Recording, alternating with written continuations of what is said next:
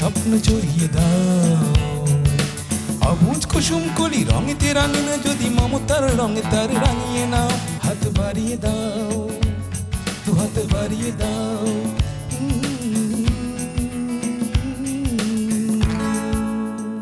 দর্শক RTV নিয়মিত আয়োজন বার্জার পেইন্টস নিবেদিত হাত বাড়িয়ে দিলাম অনুষ্ঠানে সবাইকে আমন্ত্রণ জানাচ্ছি।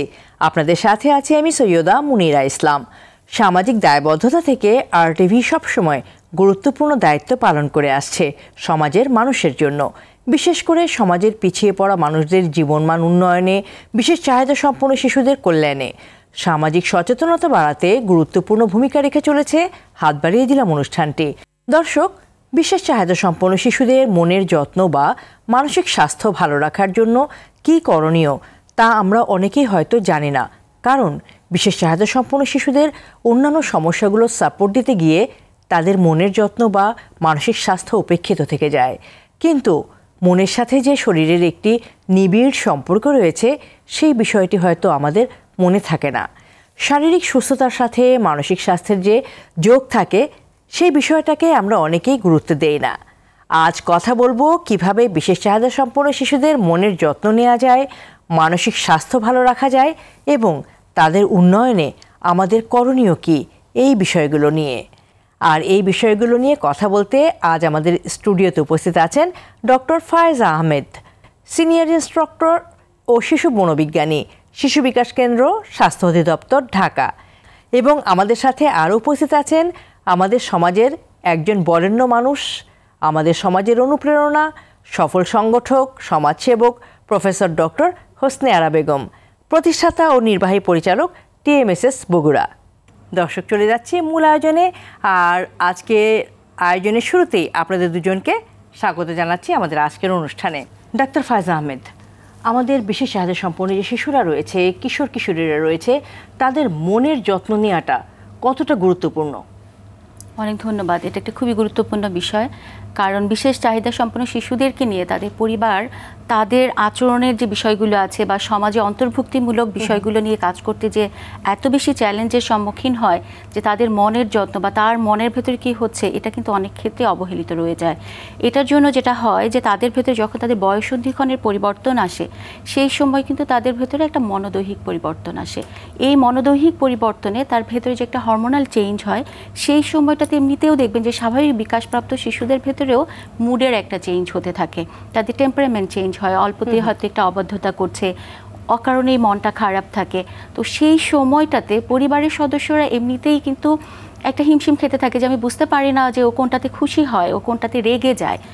আর এই বিশেষ চাহিদা সম্পন্ন শিশুদের অনেক সময় আছে তাদের যোগাযোগে ঘাটতি থাকে, এবং সামাজিক যোগাযোগে যেহেতু ঘাটতি থাকে তার হয়তো কোনো কারণে কোনো একটা কিছুতে ফ্রাস্ট্রেশন হচ্ছে, সেটার জন্য সে হয়তো কাউকে আঘাত করছে। তখন যেটা হলো, তার যে মন খারাপ হলো সেটা অন্যকে বোঝাতে না পেরে অন্যরা দেখলো যে সে তার সাথে রাগ দেখাচ্ছে, তখন তার মনের যত্নটা তো হলোই না, উল্টো তাকে হয়তো শাস্তির মধ্যে দিয়ে যেতে হচ্ছে।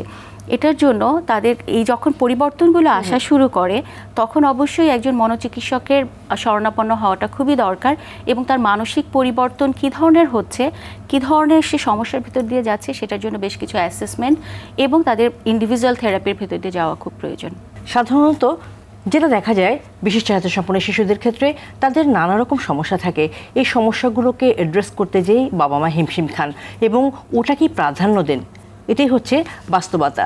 এই প্রাধান্য দিতে গিয়ে আসলে হয়তো এই উপেক্ষিত রয়ে যায় তাদের মানসিক স্বাস্থ্যের ইস্যুটা, এবং মনের বিষয়টার সাথেও যে শরীরের অনেক কিছু জড়িত এটা আসলে বুঝতে পারেন না তারা। সেক্ষেত্রে আসলে অভিভাবকদেরকে কি পরামর্শ দেবেন? সেক্ষেত্রে আমাদের যেটা হয় যে আমরা শিশু বিকাশ কেন্দ্রে যে পরিবারের সদস্যরা আসেন তাদেরকে আমরা যেটা বলি যে এটা একটা মাল্টিডিসিপ্লিনারি প্ল্যানে আমাকে চলতে হবে।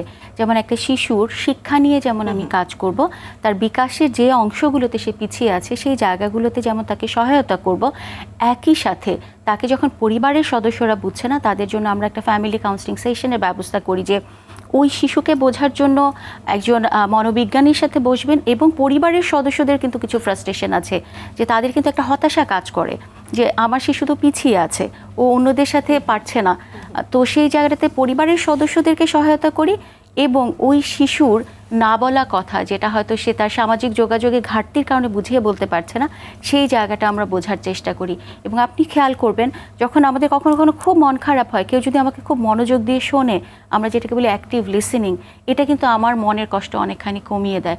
ঠিক শিশু যখন অনুভব করে যে না, আমাকে কেউ শুনছে এবং বুঝতে পারছে, হয়তো তার এমন একটা জটিলতার মধ্যে দিয়ে যাচ্ছে যেটা সমাধান করা সম্ভব না। আমি যদি একটু বলি যে আমার ক্লিনিক্যাল এক্সপিরিয়েন্স থেকে, সেরিব্রাল পালসির একটি শিশু, সে বলছে আমি তো আমার বন্ধুদের সাথে খেলতে পারি না। এখন তার তো একটা মুভমেন্ট ডিসঅর্ডার, সে কখনোই আসলে খেলতে যেতে পারবে না। এই যে তার লাইফের যে একটা ট্রমা, এই যে তার একটা রিয়েলিটি, এটা তো আসলে আমরা পরিবর্তন করতে পারবো না। কিন্তু যখন কেউ বলছে যে হ্যাঁ আমি বুঝতে পারছি, মানে এমপ্যাথেটিক একটা অ্যাপ্রোচে যখন আমি তাকে বলছি আমি জানি এটা খুব ভীষণ কষ্টের এবং তুমি এই কষ্টের ভেতর দিয়ে যাচ্ছ, আমি তোমার সাথে আছি এই জার্নিটাতে, তখন কিন্তু সে অন্তত অনুভব করে যে কেউ আমাকে বুঝতে পারছে। এটা একটা মানুষের জন্য খুব বেশি দরকার, তার কনফিডেন্স এবং তার সেলফ এস্টিমটা বাড়ানোর জন্য, তার মনের সুস্থতার জন্য। সে তখন ভাববে যে না, আমার সাথে কেউ আছে, সে স্বস্তি অনুভব করবে। অনেক ধন্যবাদ আপনাকে। প্রফেসর ডক্টর হোসনে আরা বেগম আপা, কেমন আছেন? আলহামদুলিল্লাহ। আপা, আপনি তো পিছিয়ে পড়া নারী গোষ্ঠীকে সামনে এগিয়ে নিয়ে আসা এবং তাদেরকে স্বনির্ভর করার চমৎকার একটা উদ্যোগ নিয়েছিলেন, এবং আজকে রোল মডেল কিভাবে এরকম দরিদ্র জনগোষ্ঠীকে সামনের দিকে এগিয়ে নিয়ে আসা যায়, স্বনির্ভর হিসেবে নিজেদেরকে প্রতিষ্ঠিত করা যায়। আপা, আপনার এই বিশেষ জার্নিটা শুনতে চাই। এই যে TMSS আজকে এত বড় একটা প্রতিষ্ঠান হয়ে দাঁড়িয়েছে, এটা কিভাবে সম্ভব হলো? যে প্রশ্ন আমাকে করলেন, এই প্রশ্নটা বোধহয় একটু ভাইস ভার্সা হয়। আপনি বললেন যে পিছিয়ে পড়াদেরকে আমি সামনে নিয়ে আসছি, এটা না বলে বরং পিছিয়ে পড়া যারা ছিল তারাই আমাকে সামনে নিয়ে আসছে, এটা ভালো হয়। কারণ 1964 সালে 126 জন মহিলা তারাই এই TMSS এর গোড়াপত্তন করেছিল, এবং তাদের প্রথম কর্মসূচি ছিল যে আমরাও মানুষ, আমরা নিজেরা স্বাবলম্বী হব, নিজেদেরকে নিজেরাই পরস্পরকে সহযোগিতা করব। তাদের যে এনথুসিয়াজম, তাদের সেই সময়ের যে প্রেরণা, সাহস, শক্তি, সেটা এখনো আমাকে তাড়িত করে। এখনো আমি অনেক শক্তি পাই তাদের, এখন অনেক দুর্দিনে খারাপ সময়ে তাদের কথা মনে হলে শক্তি পাই। তারা এই দেশের অব্যবহৃত সম্পদ ব্যবহার করত, মানে হাজা মাজা, পুকুর, খাল, বিল, নদী, নালা, যেখানে কেউই জমি ব্যবহার করে না সেখানে পানি ফল লাগাতো, লেগে তারা জীবন সংগ্রামে তারা সামনের দিকে আসছে। তাদের সঙ্গে আমারও জীবন সন্ধিক্ষণে, পট পরিবর্তনে আমিও দেখলাম যে এনাদের এত সাহস, এত ভালো মানুষ এনাদের সঙ্গে থাকবো, অনেকের উপকার করা যাবে। কারণ যেখানে মানুষের উপকার প্রয়োজন সেখানে উপকার করাটা কিন্তু ফরজে আইন। মানে নামাজ পড়া যেমন ফরজ, হজ করা যেমন ফরজ, তেমনি যার সক্ষমতা আছে এবং যার উপকার প্রয়োজন তাকে উপকার করতে হবে, সহায়তা করতে হবে, এটা ফরজে আইন। আর নিজেকেও ভালো লাগবে, নিজের সারাউন্ডিং এরা ভালো থাকবে। এই যেটা বললেন যে বিশেষ চাহিদা সম্পন্ন শিশুরা এত সৎ, এত সরল, তাদের মধ্যে কোনো আর্টিফিশিয়ালিটি পাবেন না, তারা যা তাই। সেই তাদেরকে আপনার সামনের দিকে নেওয়ার জন্য আপাদের মতো অনেক বিশেষজ্ঞ লোকজন আছে। আপনি এতক্ষণ যা বলেছেন এটা আপনার মহানুভবতা, উদারতারই বহিঃপ্রকাশ। আপনি যেটা বলছেন, হ্যাঁ তারা আপনার সহযাত্রী ছিল, তবে একটা যোগ্য নেতৃত্ব ছাড়া আসলে এতদূর আসাটা সম্ভব ছিল না। তারাও সাহসী ছিল অবশ্যই, এবং আপনি তাদের সাথে ছিলেন, তাই হয়তো আপনাদের এই পথ চলাটা আজ সফল হয়েছে। আজকে আপা কতজন সদস্য রয়েছে TMSS? তা ঠিক, যোগ্য নেতৃত্ব ওর সারাউন্ডিং যদি যোগ্য ব্যক্তি মানুষজন না থাকে, তাহলে নেতৃত্ব যোগ্য হইতে পারে না। আমি দেখেছি সামান্য একটু ভুলে অনেক বড় কিছু ঘটে যায়। তো আজকে আমাদের 22 লক্ষ পরিবার আমাদের সদস্য সারা বাংলাদেশে, এবং আমাদের 1 লক্ষর বেশি সমিতি, কমিউনিটি বেস অর্গানাইজেশন, CBO আছে, যাকে গ্রাম সমিতি বলে, এবং আপনার প্রাতিষ্ঠানিকভাবে এই যে বললাম শিশু বিকাশ কেন্দ্র, আমাদের একটা হাসপাতালও আছে, 1000 শয্য বিশিষ্ট একটা হাসপাতাল, টিএমএসএস মেডিকেল কলেজ, 250 শয্য বিশিষ্ট ক্যান্সার হাসপাতাল, সেখানে শিশু বিকাশ কেন্দ্র আছে। সরকারি আর বেসরকারি আমাদের ফাইন্যান্সিয়াল অনেক লিমিটেশন, অনেক অভাব আছে, তারপরেও মানুষের সাপোর্ট আছে, আন্তরিকতা আছে, যার জন্য আমরা কাজগুলো করে যাচ্ছি। আর যাদের জন্য করছি তাদের জন্যে করাটা যে কত মধুময়, কত আনন্দদায়ক, এবং তারা যে কত দোয়া করে, এবং তাদের হাস্যোজ্জ্বল মুখ দেখলে, তাদের আনন্দ দেখলে এত বড় বিনোদন আর হতে পারে না। আপা, আরও গল্প শুনবো টিএমএসএসকে ঘিরে একটি বিরতি নিয়ে এসে। দর্শক, অটিজম এবং অন্যান্য প্রতিবন্ধিতা নিয়ে RTV নিয়মিত আয়োজন বার্জার পেইন্টস হাত বাড়িয়ে দিলাম অনুষ্ঠানের এই পর্যায়ে নিয়ে নিচ্ছি ছোট্ট একটি বিরতি। ফিরব কিছুক্ষণের মধ্যেই, আমাদের সঙ্গেই থাকুন।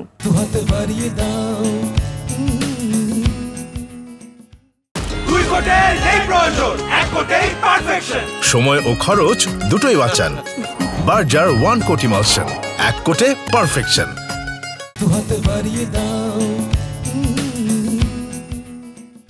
সুপ্রিয় দর্শক, বিরতি শেষে আবারও সবাইকে আমন্ত্রণ জানাচ্ছি অটিজম এবং অন্যান্য প্রতিবন্ধিতা নিয়ে RTV নিয়মিত আয়োজন বার্জার পেইন্টস হাত বাড়িয়ে দিলাম অনুষ্ঠানে। দর্শক, আবারও ফিরছি আলোচনায়।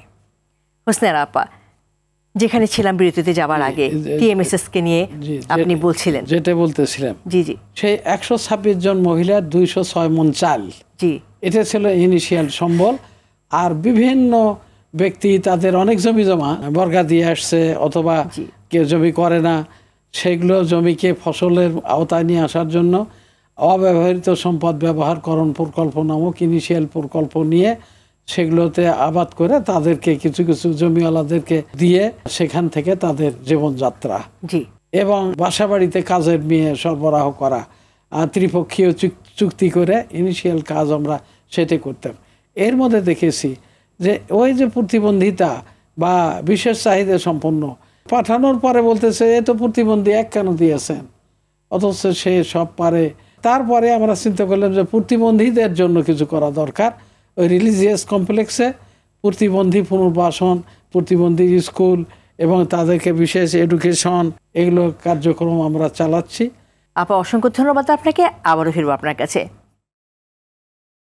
ডাক্তার ফাইজা আপা, আমরা জানি বিশেষ চাহিদা সম্পন্ন শিশুদের কোনো একক চিকিৎসা ব্যবস্থা নেই, তাদেরকে একটি সমন্বিত চিকিৎসা পদ্ধতির মধ্যে দিয়ে যেতে হয়, সেটা অ্যাসেসমেন্ট থেকে শুরু হয়। এই মুহূর্তে আপনার কাছে যেটা জানতে চাই সেটা হচ্ছে এই সমন্বিত চিকিৎসা যে পদ্ধতিটা, এখানে আসলে কারা কাজ করে, এবং সেখানে সাইকোলজিস্টদেরও একটা বিশাল ভূমিকা রয়েছে, সেই ভূমিকাটা সম্পর্কে। এই সমন্বিত চিকিৎসা পদ্ধতিতে আমাদের যে টিম আছে, মাল্টিডিসিপ্লিনারি টিম, এখানে একজন শিশু স্বাস্থ্য চিকিৎসক আছেন, একজন শিশু মনোবিজ্ঞানী আছেন, একজন ডেভেলপমেন্টাল থেরাপিস্ট আছেন। আপনি জানতে চেয়েছিলেন যে শিশু মনোবিজ্ঞানীর রোলটা কি। প্রধানত প্রথম যখন একজন শিশু আসে তার একটা ওয়ার্কিং ডায়াগনোসিস হয় যে ওর কী ধরনের অসুবিধা নিয়ে এসেছে। তো পরিবারের সদস্যরা হয়তো বলছে শুধু স্পিচ ডিলে, কিন্তু তার কিন্তু কিছু অ্যাসেসমেন্ট করে দেখতে হয় যে স্পিচ ডিলে না, এটার সাথে আরও কিছু আছে। অনেক সময় দেখা যায় যে শিশুর হয়তো কোনো রকম একটা মেন্টাল ট্রমা হয়েছে, এই যে ভয় আতঙ্ক, এই জায়গাটা থেকেই হয়তো সে তখন তার যোগাযোগটা একটু ব্যাহত হয়েছে, অথবা তার অটিজম থাকতে পারে, অথবা শুধুমাত্র স্পিচ ডিলে নিয়েই সে এসেছে আমাদের কাছে। তো এটাকে ডিফারেন্সিয়েট করতে হয়। সেই জায়গাটাতে আমরা যেটা করি যে শিশুর একটা স্ক্রিনিং করি এবং একটা প্রপার অ্যাসেসমেন্ট করি। একটা শিশুকে যখন দেখছি, আপা যেমন বলছিলেন যে প্রতিবন্ধিতা আছে, সে কিন্তু কাজ করতে পারে, তার মানে তার আচরণগত কোনো সমস্যা নেই, কিন্তু সম্ভবত তার বুদ্ধি প্রতিবন্ধিতা আছে। এখন বুদ্ধি প্রতিবন্ধিতা তো আমরা হয়তো বলতে পারি যে ও একটু কম বোঝে, কিন্তু আসলে প্রতিবন্ধিতা আছে কিনা সেটা বুঝতে হলে তার একটা বুদ্ধি পরীক্ষা করতে হবে। ওই শিশুর ভেতর অটিজম আছে কিনা বা অতি সক্রিয়তা বা ADHD আছে কিনা এটা জানার জন্য আলাদা আলাদা আমাদের যে অ্যাসেসমেন্ট টুলগুলো আছে, যেটা একদমই বাংলাদেশের সাথে কালচারাল অ্যাডাপ্টেশন করা হয়েছে, আচ্ছা, সেই অ্যাসেসমেন্ট টুলগুলো আমরা ইউজ করি। এবং এখানে আপনি দেখবেন যে শিশু বিকাশ কেন্দ্রে 0 থেকে 16 বছর শিশুদের জন্য অ্যাসেসমেন্ট টুল আছে, সেখান থেকে অ্যাসেসমেন্ট করা সম্ভব। এটা সাইকোলজিস্ট করে থাকেন এই অ্যাসেসমেন্টগুলো। এবং তার সাথে কখনো কখনো আছে আমাদের কাছে আসে যে সেই শিশু হয়তো চোখে দেখে না, তার মানে ব্লাইন্ড অথবা পার্শিয়ালি ব্লাইন্ড, সেই শিশুদেরও কিন্তু অ্যাসেসমেন্ট করা যায়। গ্লোবাল ডিলের শিশু আসছে যে হয়তো কানে শুনছে না, চোখে দেখছে না, সেই শিশুরও কিন্তু আমরা একটা সার্বিক একটা অ্যাসেসমেন্ট করি। অ্যাসেসমেন্ট করে তখন আমরা আসলে দেখতে চাই এই শিশুর যদি 8 বছর বয়স হয় তার সক্ষমতা আসলে কোথায় আছে। যখন আমি জানতে পারছি 6 বছরের একটা শিশুর সক্ষমতা মানে তার ফাংশনাল এজ এসেছে 3 বছর, কিন্তু তাকে কিন্তু সবাই চিন্তা করছে ও 6 বছরের শিশু, 6 বছরের কাজগুলো ওর কাছ থেকে প্রত্যাশা যখন করা হয় তখন কিন্তু পরিবারের সদস্যদের মধ্যেও ফ্রাস্ট্রেশন আসে। তো আমি যখন জানছি এই শিশুর 3 বছর বয়স, তখন কিন্তু আমি সেখান থেকে তার জন্য পরিকল্পনা করছি। সুতরাং অ্যাসেসমেন্টের আমাদের একদম আলাদা আলাদা টুল আছে, তার স্পেসিফিক ক্রাইটেরিয়া অনুযায়ী এই অ্যাসেসমেন্টটি আসলে একজন মনোবিজ্ঞানী করেন, এবং তার সাথে সে পড়ালেখা, সমাজে অন্তর্ভুক্তির জন্য সে কী করবে এবং পরিবারের সদস্যরা তার সাথে কী ধরনের আচরণ করবে এবং তার কী কী সেবা প্রয়োজন হতে পারে, সেই পুরো বিষয়টার আমরা একটা পরিকল্পনা করে দিই অ্যাসেসমেন্ট করার মাধ্যমে। এই মাল্টি ডিসিপ্লিনারি টিমে একজন শিশু মনোবিজ্ঞানী কি কাজ করেন শিশুর অ্যাসেসমেন্টের ক্ষেত্রে? এই যে অ্যাসেসমেন্টটা করছে আপা, ধর একেবারে স্পিচ ডিলে শিশু, তো তাকে কিন্তু এই অ্যাসেসমেন্টের রিপোর্টটা কিন্তু পরিবারের সদস্যদের সাথে আমরা একটা ফ্যামিলি কাউন্সিলিং করে বলছি। অনেক সময় অনেক প্যারেন্ট আমাদের কাছে আসেন যে আমি দেখছি আমার সন্তানের পড়ালেখায় অমনোযোগ আছে, তো পড়ালেখায় কি আসলে তার কোনো এক্সটার্নাল কজের কারণে তার অমনোযোগ হয়েছে কিনা, নাকি তার কোনো একটা নিউরোডাইভার্সিটি আছে, নাকি তার বুদ্ধি প্রতিবন্ধিতা আছে। এটা কিন্তু যখন আমরা অ্যাসেসমেন্টটা করছি তখন ওই পরিবারের সদস্যদেরকে আমি বলতে পারছি যে সে জন্মগতভাবেই সে বুদ্ধির দিক দিয়ে একটু পিছিয়ে আছে, তখন কিন্তু সে কেন পড়ছে না বা সে শাস্তির মধ্যে দিয়ে যাচ্ছে, তখন তো পরিবারের সদস্যরা বুঝতে পারছে জন্মগতভাবে তার যে প্রতিবন্ধকতা আছে সেটার জন্য সে আসলে ওই জায়গাটাতে অতটা ফাংশনাল থাকতে পারছে না। সুতরাং অ্যাসেসমেন্টটা খুবই গুরুত্বপূর্ণ, এবং একই সাথে আমরা নর্মাল ডেভেলপমেন্টের শিশুদেরও অ্যাসেসমেন্ট করি যে ওর ফাংশনাল ক্যাপাসিটিটা কেমন, কোন এরিয়াতে সে অনেক ভালো করছে, এবং কোনো এরিয়াতে যদি তার কিছুটা ডেফিসিয়েন্সি থাকে যেন সে কোনো ডিসঅর্ডার না হয়, ওই সময়টাতে আমরা পিন পয়েন্ট করে সেখান থেকে ইন্টারভেনশন প্ল্যান করি। তো কোনো একটা শিশু ডিসঅর্ডার বা ডিসএবিলিটি হওয়া যেন সে না হয়ে যায়, সেই সম্ভাবনার জায়গা যদি আমরা খুঁজে পাই সেক্ষেত্রে আমরা আর্লি ইন্টারভেনশন শুরু করি এবং তাকে ওখান থেকে বেরিয়ে আসতে সহায়তা করি। অনেক ধন্যবাদ আপনাকে। সুপ্রিয় দর্শক, অটিজম এবং অন্যান্য প্রতিবন্ধিতা নিয়ে RTV নিয়মিত আয়োজনে সময় হলো আরও একটি বিরতি নেবার। ফিরছি কিছুক্ষণের মধ্যেই, আমাদের সঙ্গেই থাকুন।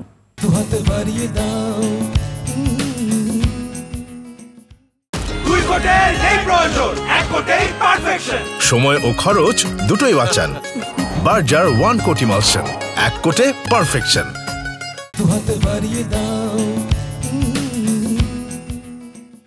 সুপ্রিয় দর্শক, বিরতি শেষে আবারও সবাইকে আমন্ত্রণ জানাচ্ছি অটিজম এবং অন্যান্য প্রতিবন্ধিতা নিয়ে RTV নিয়মিত আয়োজন বার্জার পেন্টস হাত বাড়িয়ে দিলাম অনুষ্ঠানে।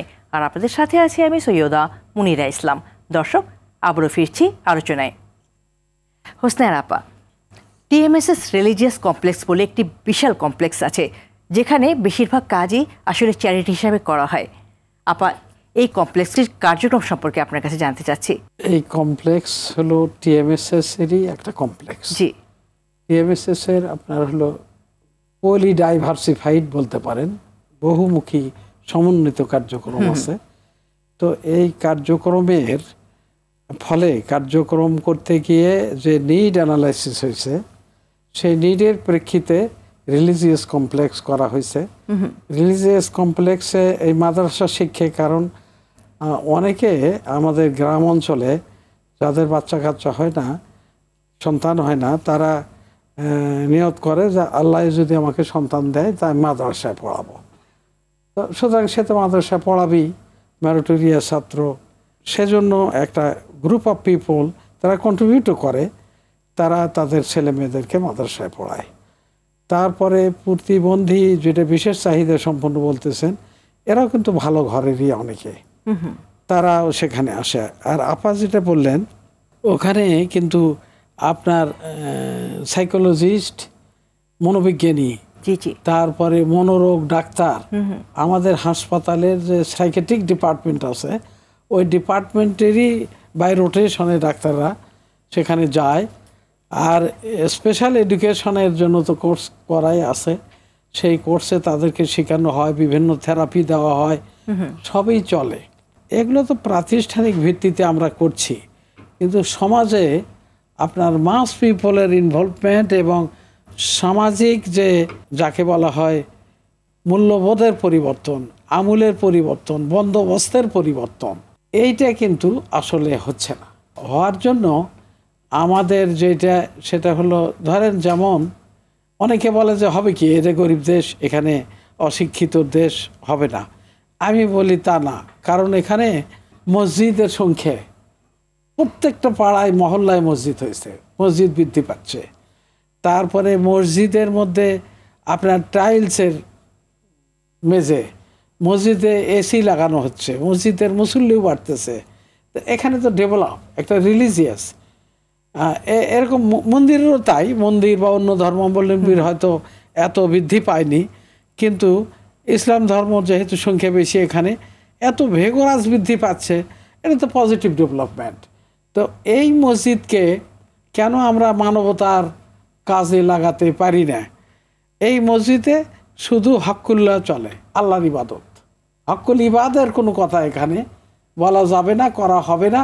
ফলে ওই হকুল্লাহ করেই সবাই আমরা স্যাটিসফাইড যে আমি আমার জীবনে 13 বার হজ করেছি আর 23 বার উমরা করেছি, আর আমি তো মসজিদে জায়নামাজ কাঁধে ফেলি, হাতে তসবিহ, আমি যাতায়াত করি। আমার চারপাশে কি হচ্ছে, কে প্রতিবন্ধী, ইয়েতিম, অনাথ, এগুলো আমরা দেখি না। তার মানে হকুল ইবাদের প্রতি আসক্তি করে তুলতে আমরা পারছি না। যদিও মসজিদ পবিত্র জায়গা এবং মসজিদ সুন্দর জায়গা, এটা কিন্তু বৃদ্ধি পাচ্ছে এবং গ্রামগঞ্জের মানুষেরা এখন মোটামুটি কাজ করে আর মানুষের পরিবর্তন হচ্ছে। কিন্তু মানুষের মূল্যবোধের পরিবর্তন, মানুষের দরদের পরিবর্তন, মানুষ অযথা একজন আর একজনকে কুৎসা করে বদনাম করে সেখান থেকে বিনোদন পায়। এই যে বিকৃত পারভার্টেড মাইন্ডেড মানুষ হচ্ছে, এইটার পরিবর্তনের ব্যবস্থা সমাজের আপনার হাত বাড়িয়ে দেন একটু। জি, সবাই মিলেই সেটা করতে হবে এবং হাত বাড়িয়ে দিতে হবে। আবার টিএমএসএস রিলিজিয়াস কমপ্লেক্সে কারা আছে, কি ধরনের কাজ হচ্ছে এখানে? টিএমএসএস রিলিজিয়াস কমপ্লেক্সে ইয়াতিম আছে অনেক, প্রায় 277 জন। তারপরে মাদ্রাসার কয়েক প্রকারের শিক্ষা, নুরানি, হাফিজিয়া, দাখিলি, তারপরে আপনার আলিম, ফাজিল, যদিও ওইটা টাইটেল বা কামেল করার চিন্তা ভাবনা চলছে। কৌমি মাদ্রাসা স্টাইলে প্রবীণ নিবাসে অনেক প্রবীণ সেখানে থাকে, আর এই প্রবীণদের সঙ্গে ইয়েতিমদের আবার আমরা কোলাবোরেশন করে দিয়েছি। কারণ প্রবীণরা ছোটদেরকে আদর করার, সোহাগ করার ক্ষেত্র পাচ্ছে, আর ছোটরা নানি, দাদি, খালা, ফুপু বলে তাদের আদর পাচ্ছে। এইভাবে আমরা একটা লিঙ্কেজ করে দিয়েছি। ফলে একটা আনন্দেই এই প্রবীণরা ইয়েতিমদের, ছোট শিশুদের সঙ্গে আনন্দ ফুর্তিতে থাকছে। বিশেষ চাহিদা সম্পন্ন শিশুরাও তো আছে আপনার ওখানে? বিশেষ চাহিদা সম্পন্ন শিশুরাও এই একই ব্যাপার, এবং ওখানে ট্রেনিং হয়। এখানে আপনার ভোকেশনাল ট্রেনিং হয়, এগ্রিকালচার ট্রেনিং হয়, ফিশারি, লাইভস্টক, তারপরে আপনার মাশরুম কালচার হয়, ভার্মি কম্পোস্ট হয়। ওখানে আপনার ইয়েতিম, অনাথ এবং ভবঘরেদের জন্য প্রত্যহ খাদ্য বিতরণ হয়। টিএমএসএস রিলিজিয়াস কমপ্লেক্সের মাধ্যমে একটা মানুষের জীবন ঘনিষ্ঠ যা কিছু লাগে এবং যত প্রকারের মানুষ, প্রতিবন্ধিতা বলি, বিশেষ চাহিদা সম্পন্ন বলি, কিশোর, সর্ব এজের মানুষদের জন্য আপনার বহুরূপী, বহুমুখী, সমন্বিত সহায়তা দেওয়া হয়। Seeing is believing. আমি সবাইকে বলবো, আর টিভির দর্শক শ্রোতা আপনাদেরকে বলবো, আপনারা আসুন উত্তরবঙ্গে, যেখানে আমাদের এই কার্যক্রমগুলো আছে, আপনারা দেখলে বুঝবেন যে কিভাবে কাজগুলো চলছে, হচ্ছে। এটা সিইং ইজ বিলিভিং। আপা, আমরা বুঝতেই পারছি যে টিএমএসএস অনেক সুন্দর সুন্দর কাজ করছে, মানবিক উদ্যোগ অনেক রয়েছে এবং এটা আসলেই অনুকরণীয়। আপনাকে অসংখ্য ধন্যবাদ যে এভাবে আপনি এগিয়ে গিয়েছেন এবং এমন সুন্দর দৃষ্টান্ত স্থাপন করেছেন। ফায়জা আপা, আমরা জানি বিশেষ চাহিদা সম্পন্ন শিশুদের মা বাবা তারাও কিন্তু মানসিক সমস্যায় ভোগেন। তাদের মধ্যে বিষণ্ণতা, তাদের মধ্যে হতাশা, এগুলো তো নিত্য নৈমিত্তিক ঘটনা। তো তাদের সাপোর্ট দিতে বিশেষ চাহিদা সম্পন্ন শিশুদের মা বাবার কাউন্সেলিং বলি, তাদের মানসিক স্বাস্থ্যের যত্নের কথা বলি, সেটা করতে গিয়ে আপনারা আসলে কি উদ্যোগ নিয়েছেন, কি কার্যক্রম পরিচালনা করেন? যখন আমরা একটা শিশুকে আমরা অ্যাসেস করছি, তার ডায়াগনোসিস ধরে নিচ্ছি সেই শিশুটির অটিজম আছে, এটা কিন্তু আমরা যখন তখনই বলে দিই না, কারণ ওই পরিবারের সদস্যদের জন্য এই ডায়াগনোসিসটা নেওয়াটা কিন্তু খুব কঠিন। মানে আমার জন্য হয়তো সে একজন রোগী, আমি বলে দিলাম, তার যে মেন্টাল ট্রমাটা হবে সেটার জন্য তাকে আমরা মানসিকভাবে প্রস্তুত করি। আমরা বলি যে আপনার শিশুর অ্যাসেসমেন্ট করে আমরা এই জায়গাগুলোতে অসুবিধা পেয়েছি, এই জায়গাগুলোতে কাজ করতে হবে। তারপর আমরা বলি যেহেতু তার এই জায়গাগুলোতে অসুবিধা আছে, তার এই ডায়াগনোসিসটা এসেছে, সুতরাং তাকে আমরা কি করছি, ধীরে ধীরে ওই সাইকো এডুকেশনটা দিচ্ছি, যে এডুকেশনটা একটা মানুষের জন্য দরকার এই বিশেষ শিশুকে নিয়ে কাজ করার জন্য। তারপরে যখন দেখছি এই শিশুর সেবা এবং তার পরিবারে একটা সুন্দর পরিবেশ নিশ্চিত করতে গেলে পরিবারের সদস্যদের কি করতে হবে, আমাকে কাউন্সেলিং করতে হবে, তখন কিন্তু সেই পরিবারের সদস্যদের সাথে আলাদা করে বসি। কখনো পরিবারের সদস্য মা বলছেন হয়তো যে ওর বাবা মানতে চাইছেন না, বা ওর দাদু বা অন্য ফ্যামিলি মেম্বাররা মানতে চাইছে না, বা আমার বড় সন্তান রেগে যাচ্ছে কেন ও চিৎকার করে, তখন ওই সন্তানকেও আমরা আসতে বলি। তাদের সাথে আমরা বসে কাউন্সেলিংয়ের যে বিভিন্ন টেকনিক আছে সেই জিনিসগুলো নিয়ে আমরা কথা বলি। একই সাথে এই পরিবারের সদস্যদেরকে বসিয়ে রেখে বিশেষ চাহিদা সম্পন্ন শিশুর সাথে আমরা প্লে থেরাপি করি, যেখানে দেখাই যে আমরা যদি ওদের সাথে ওদের লেভেলে নেমে যে কাজ করি, খেলা করি, ওরা কিন্তু আমাদেরকে সহযোগিতা করবে। যখন এই রোল মডেলটা আমরা করে দেখাচ্ছি তখন কিন্তু ওনারা একটা স্বস্তি বোধ করে যে ঠিক আছে আমার শিশুকে দিয়েও সম্ভব। তো এভাবে করে আমরা পরিবারকেও আসলে এই যে আমাদের ইন্টারভেনশনাল প্ল্যানের ভেতরে একদম ইনক্লুড করে ফেলি এবং পরিবারের সদস্যদেরকে কো-থেরাপিস্ট বানানোর আমরা চেষ্টা করি যে আমরা প্যারালালি এই পথটা একসাথেই চলবো। হ্যাঁ, এবং এভাবেই হয়তো সফলতা আসে, কারণ এককভাবে কাউকে সাপোর্ট দিয়ে লাভ নেই, পুরো পরিবারটাকেই সাপোর্ট দিতে হবে এবং তাদেরকে আসলে এম্পাওয়ার্ড করতে হবে, তাই না? অসংখ্য ধন্যবাদ আপনাদের দুজনকে, আজকের এই আলোচনায় অংশগ্রহণ করেছেন এবং এত মূল্যবান কথাগুলো শেয়ার করেছেন আমাদের সাথে। দর্শক, আসলে সবাই মিলেই এগিয়ে যেতে হবে, পরিবারের পাশাপাশি সমাজকেও এগিয়ে আসতে হবে, রাষ্ট্রকেও এগিয়ে আসতে হবে। সবাইকে ধন্যবাদ জানিয়ে আজকের মতো এখানেই শেষ করছি অটিজম এবং অন্যান্য প্রতিবন্ধিতা নিয়ে RTV নিয়মিত আয়োজন বার্জার পেন্টস হাত বাড়িয়ে দিলাম অনুষ্ঠান। দেখা হবে আগামী পর্বে। সেই পর্যন্ত সবাই ভালো থাকুন, সুস্থ থাকুন, RTVর সঙ্গেই থাকুন। স্বপ্ন জড়িয়ে দাও অবুঝ কুসুম কলি রঙেতে রাঙিনা, যদি মমতার রঙে তার রাঙিয়ে নাও, হাত বাড়িয়ে দাও, হাত বাড়িয়ে দাও।